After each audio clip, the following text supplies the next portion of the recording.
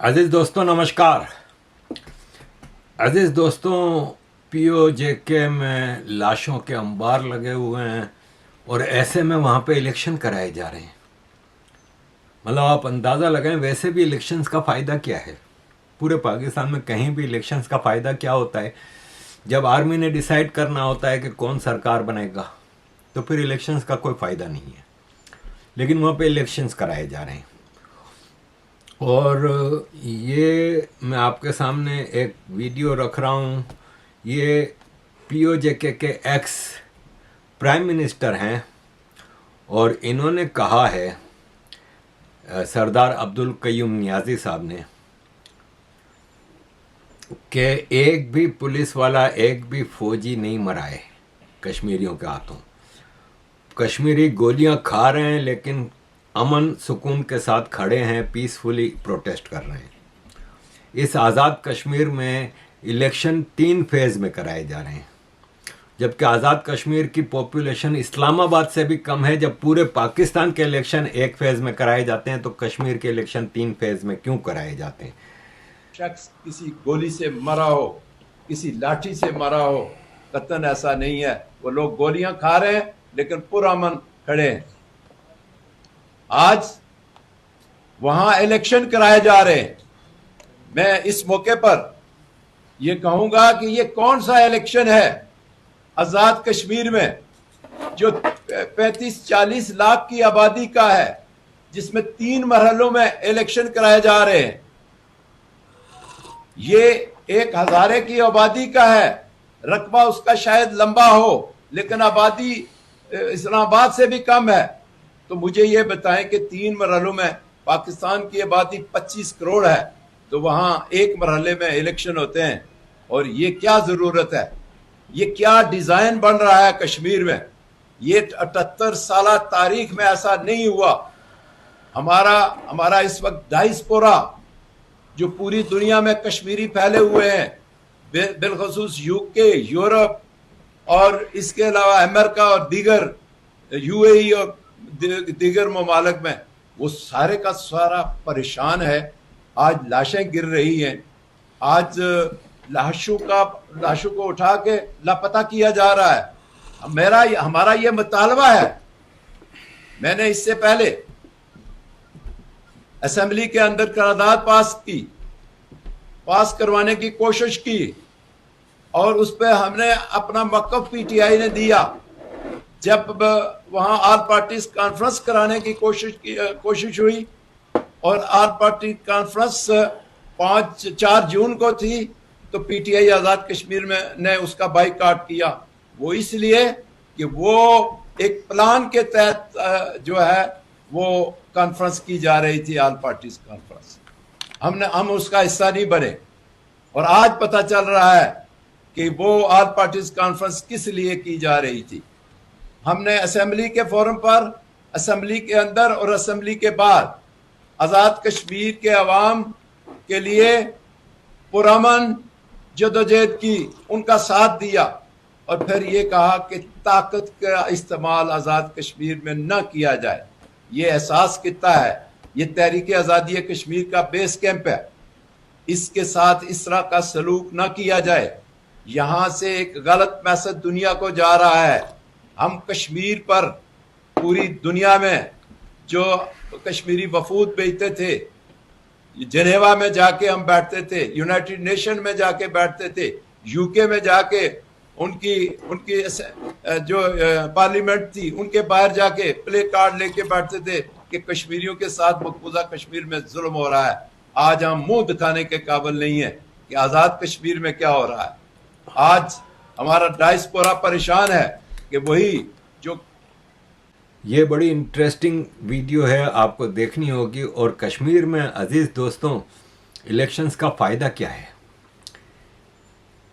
200 vote पड़े हैं और उस पर इलेक्शन में जीत गए हैं पीएमएल नून के और पीपल्स पार्टी के।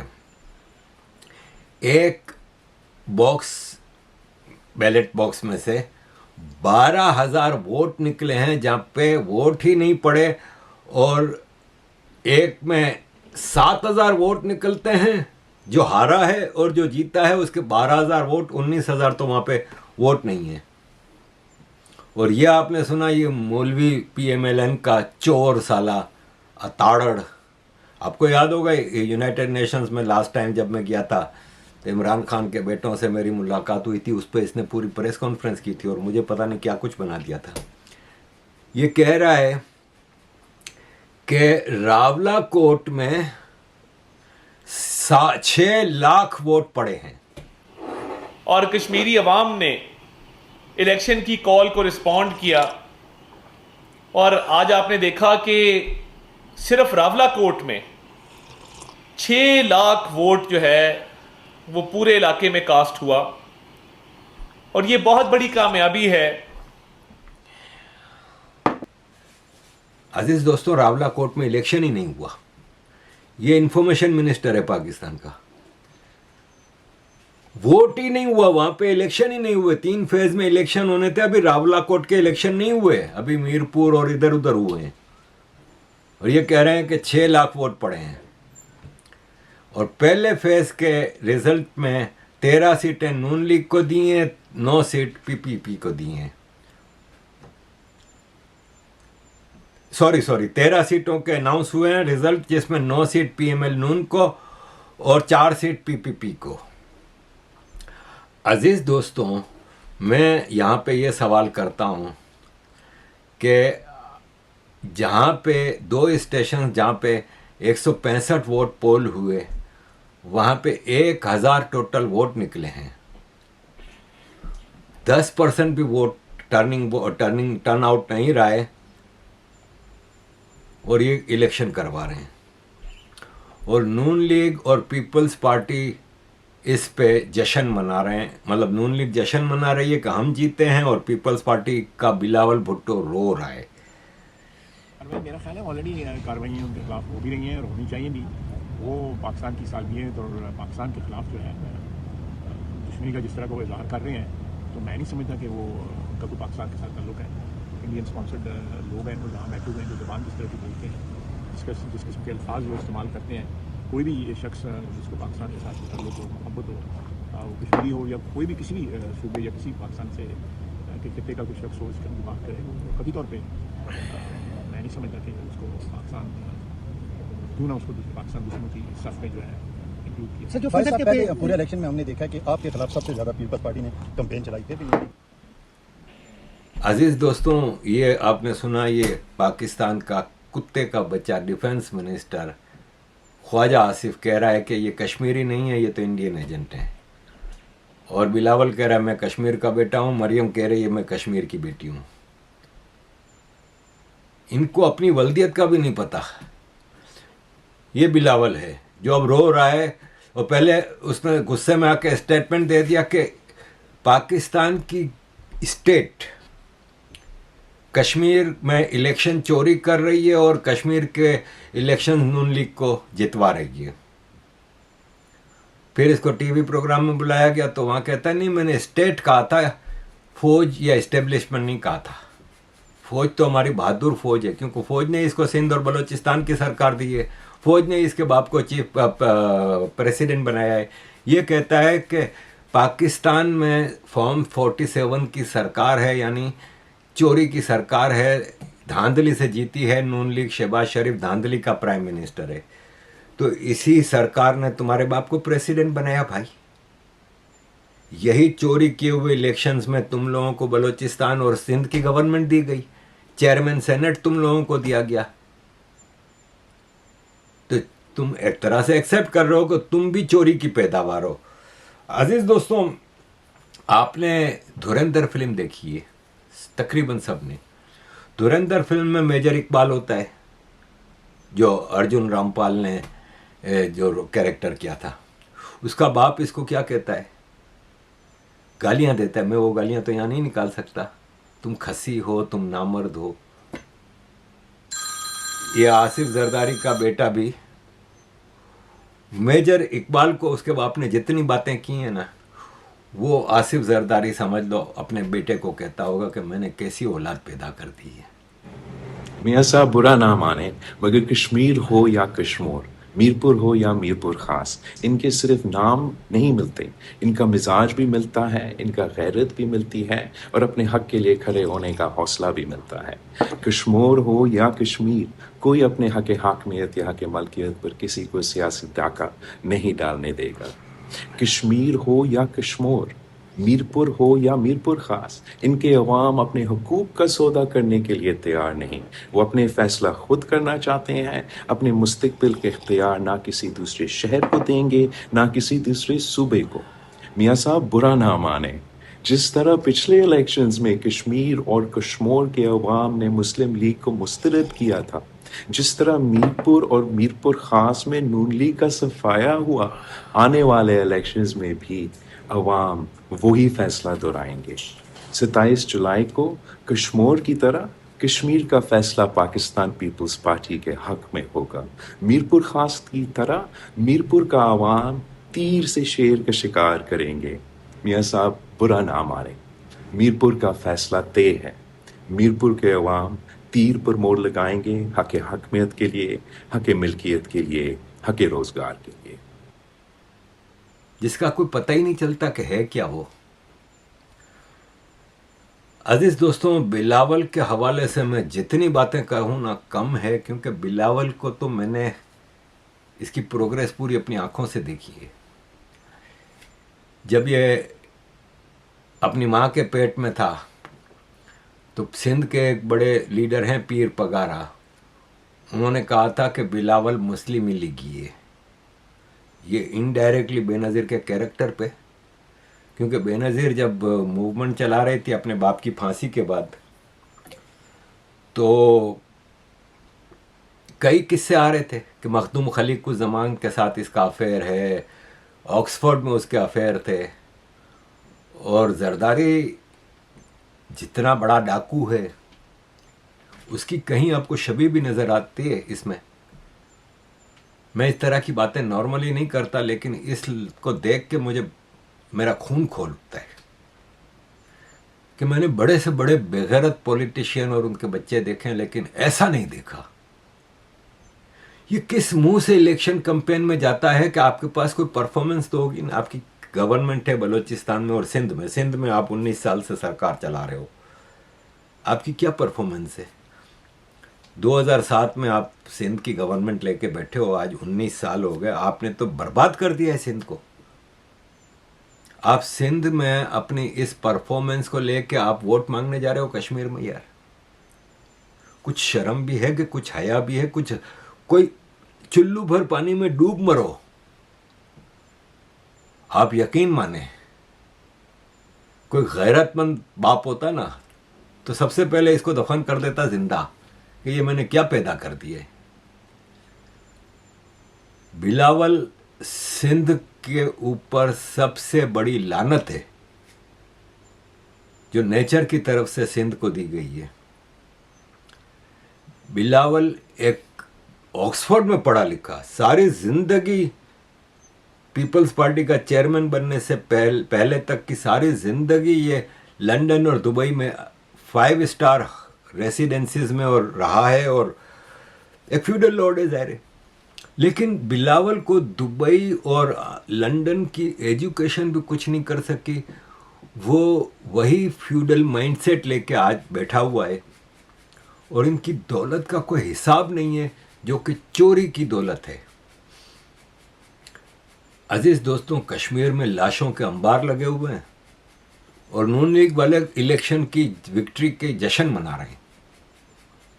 आप बताएं कि कोई शर्म, कोई गैरत, कोई, लेकिन जाहिर है फिर आर्मी को ऐसे ही लोग चाहिए होते हैं। उसके 2 फायदे होते हैं, एक तो ये कि चोर है ना तो इनको बोलो हाँ भाई चोरी करते रहो, हमारे मामले में नहीं पड़ो, पूरा पाकिस्तान हम चलाएंगे। दूसरा, दुनिया में आप ब्रांड करते हो कि ये देखो ऐसे तो चोर पॉलिटिशियन है हमारे, हम क्या करें। इसीलिए तो आर्मी आ जाती है, क्योंकि पॉलिटिशियन चोर हैं। ऐसे में मुझे आर्मी के हवाले से याद आया कि ये पाकिस्तान में आजकल ये वीडियो बड़ी वायरल है कि भारत के आर्मी चीफ एक ट्रिप पे गए तो वहाँ पे सुजुकी मारुति में से निकले।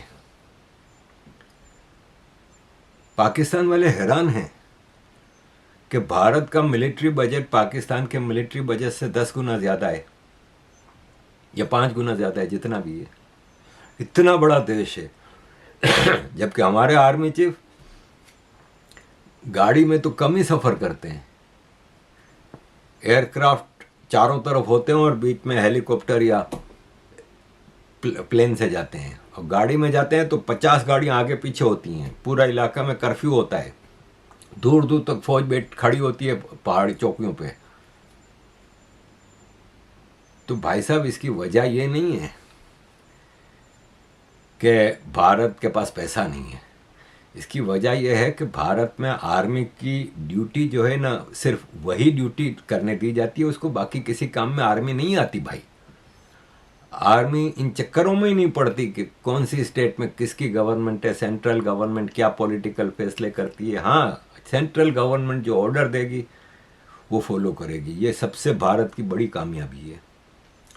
जब मानेकशॉ जी ने कहा था, सैम मानेकशॉ जी ने, कि 1948 में जो कश्मीर पे हमला हुआ, अगर नेहरू जी यूनाइटेड नेशंस जाने का फैसला ना करते तो हमने हिसाब किताब कर देना था। 71 में और 62 में चाइना के खिलाफ जंग में भी आर्मी बहुत आगे बढ़ना चाहती थी।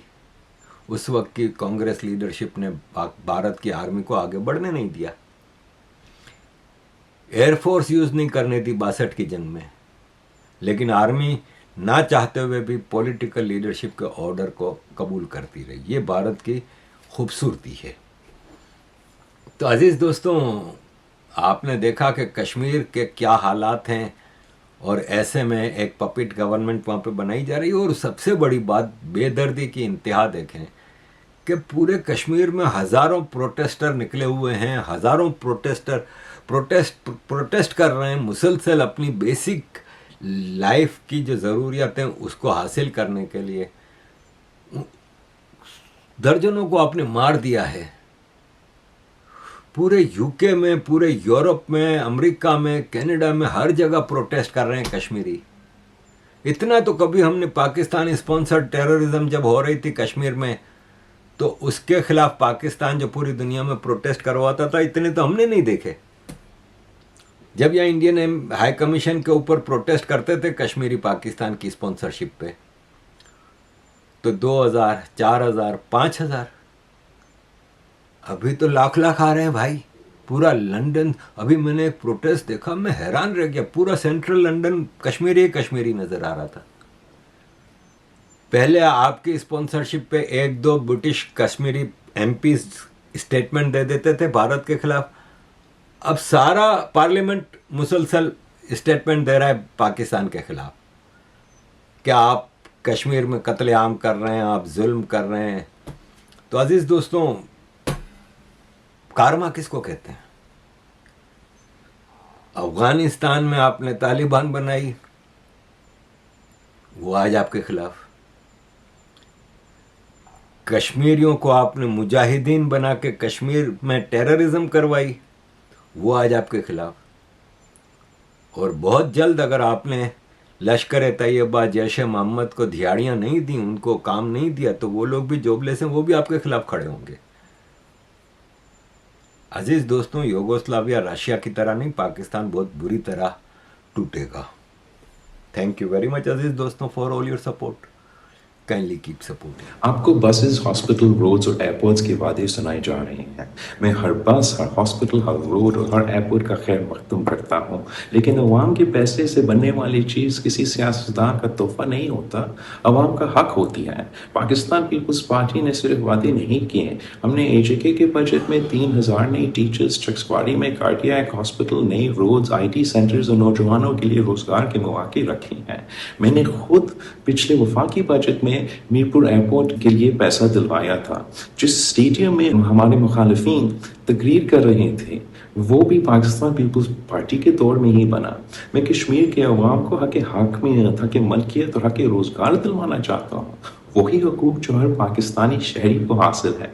तब उन्हें इस किस्म की तोहफे की ज़रूरत नहीं होगी, वो खुद अपनी तरक्की का बंदोबस्त करेंगे। 27 जुलाई को बड़ी तादाद में बाहर निकल के तीर पर मोड़ लगाएं और पाकिस्तान पीपल्स पार्टी को कामयाब करवाएं। तरक्की भी, इख्तियार भी, रोजगार भी और कश्मीर का फैसला कश्मीर का।